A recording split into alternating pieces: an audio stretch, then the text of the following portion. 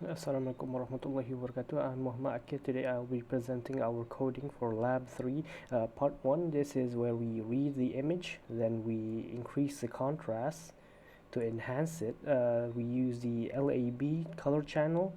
Then after that, after increasing the contrast, we merge it back together. We change from the LAB to the BGR, then the BGR to the grayscale.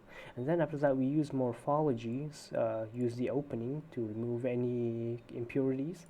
Then we use Otsu thresholding, and then we invert it so the object is black and the background is white. And then we use the measure dot region props table from the ski image.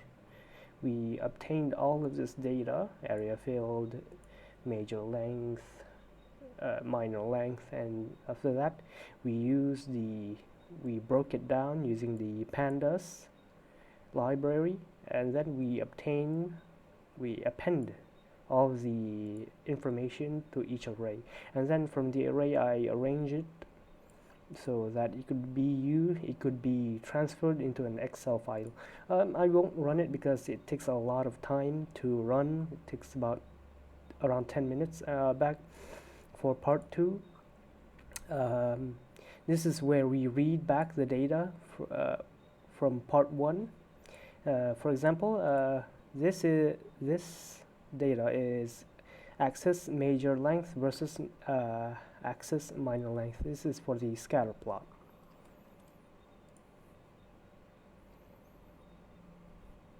Here it is. You can see it's a bit scattered.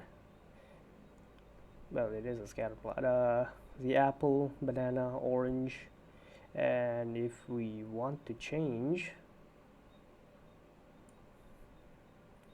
to I'm going to change it to axis major length versus perimeter. Just 10.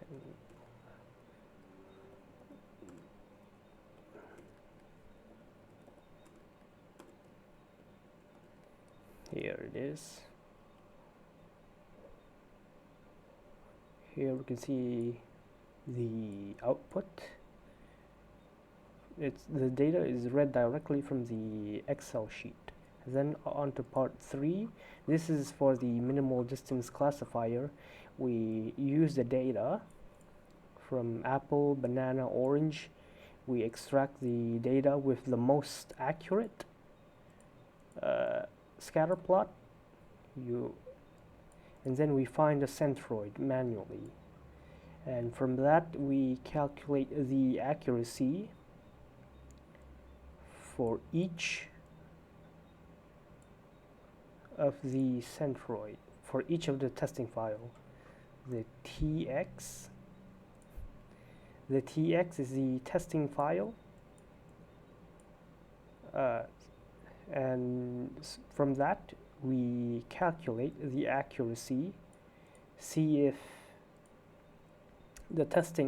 each of the testing file would match A, B, or apple, banana, or orange, and that we combine it into an array.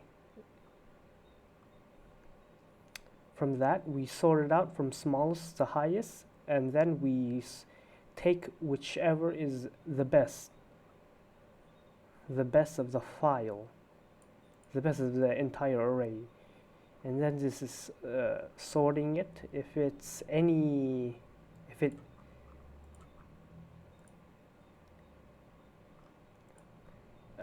it's the same as best of A, it sees in this array, it will see if it fits this condition. If it fits, it will plus 1. If it goes right,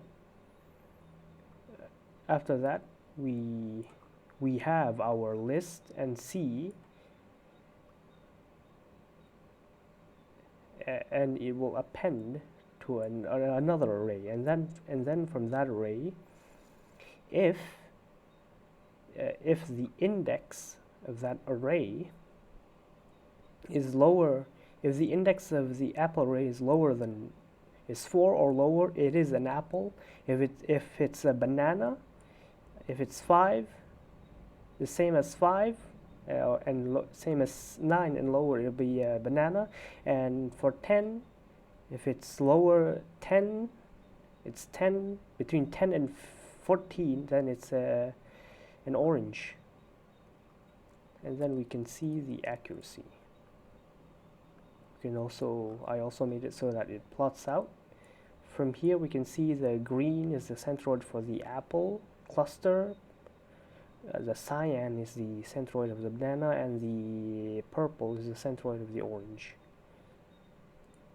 To reiterate on this part, from the list it checks if the element of compare A and best of A is the same. If it's the same, it will append the index of it. If why the index is to see if it's either below 4 or below, because from the testing folder it's apple, banana, and then orange. So it's more sequential. And then for the part 2, we can again we read the data, we extract the data, and from that we use the k-means from the sklearn library. We fit the data, and after that we can use to predict. Since there is 3 clusters, I inputted 3, and then for the max iteration on how it gets the centroid for the clusters, it's 1000. Let's see.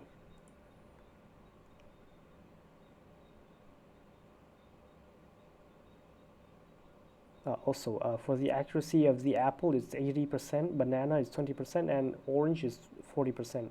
Overall accuracy is 46.67%. Alright, for the... Oh, I forgot to change the... No, it's the same. The table, we use the axis major length versus the axis minor length, and we can see the centroid of k-means is here, here, and here. That's about it. Thank you for your attention. Alright, bye.